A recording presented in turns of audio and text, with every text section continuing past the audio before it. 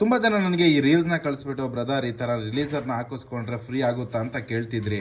ಈ ರಿಲೀಸರ್ನ ನೀವು ಹಾಕ್ಸಿದ್ದೀರಾ, ಏನು ಬ್ರದರ್ ಹಾಕಿಸ್ಕೋಬೋದಾ, ಇದ್ರ ಬಗ್ಗೆ ಏನು ಹೇಳ್ತೀರಿ ಅಂತ ಅಂದ್ಬಿಟ್ಟು ತುಂಬ ಜನ ನನಗೆ ಕಮೆಂಟು ಮತ್ತು ಈ ರೀಲ್ಸ್ನ ಕೂಡ ನೀವೇ ಕಳಿಸ್ಕೊಟ್ಟಿದ್ದು. ನನ್ನ ಆಟೋ ಕೂಡ ನೋಡ್ಬೋದು, ಒಂದೇ ಬೆರಳಲ್ಲೇ ನಾವು ಕ್ಲಚ್ನ ಪ್ರೆಸ್ ಮಾಡ್ಕೋಬೋದು ಆಯಿತಾ. ರೀಸನು ಇದಕ್ಕೆ ಏನಪ್ಪ ಅಂತಂದರೆ, ಕ್ಲಚ್ ಫ್ರೀ ರಿಲೀಸರ್ ನಾನು ಕೂಡ ಹಾಕ್ಸಿದ್ದೀನಿ. ಇದು ನನ್ನ ಗಾಡಿಗೆ ನಾನು ಹಾಕ್ಸಿರೋದು ಯಾವ್ದಪ್ಪ ಅಂದ್ರೆ ಬಜಾಜ್ ಪಲ್ಸರ್ದು ರಿಲೀಸರ್ನ ಹಾಕಿಸ್ಕೊಂಡ್ರೆ ಸಾಕು, ಆರಾಮಾಗಿ ನಿಮ್ಮ ಕ್ಲಚ್ ಕೂಡ ಫ್ರೀ ಆಗುತ್ತೆ. ಗಾಡಿಯಲ್ಲಿ ಬರೋ ರಿಲೀಸರ್ ಬಂದ್ಬಿಟ್ಟು ಚಿಕ್ಕದಾಗಿರುತ್ತೆ ಅದ್ರದ್ದು ಪಾಯಿಂಟ್. ಹಾಗೆ ನೀವು ಬಜಾಜ್ ಪಲ್ಸರ್ದು ರಿಲೀಸರ್ ಬಂದು ಸ್ವಲ್ಪ ಉದ್ದ ಇರುತ್ತೆ, ಲಾಂಗ್ ಇರುತ್ತೆ. ಈ ರೀಸನ್ ಇಂದ ಸ್ವಲ್ಪ ಫ್ರೀ ಆಗಿರೋದು. ಒಂದೇ ಬೆರಳಲ್ಲೇ ನೀವು ನೋಡ್ಬೋದು ಕ್ಲಚ್ ನ ನಾವು ಆರಾಮಾಗಿ ಆಕ್ಷನ್ ಮಾಡ್ಕೋಬಹುದು. ಸ್ನೇಹಿತರೆ, ಇದೊಂದು ನನಗೆ ರೀಲ್ಸ್ ಕಳಿಸ್ಕೊಟ್ಟಿದ್ರೆ ಈ ತರ ಮಾಡ್ಕೋಬೋದಾ ಬ್ರದರ್, ಇದು ಮಾಡೋದು ಒಳ್ಳೇದಾ ಬ್ಯಾಡ್ವಾ ಅಂತ ಅಂದ್ಬಿಟ್ಟು.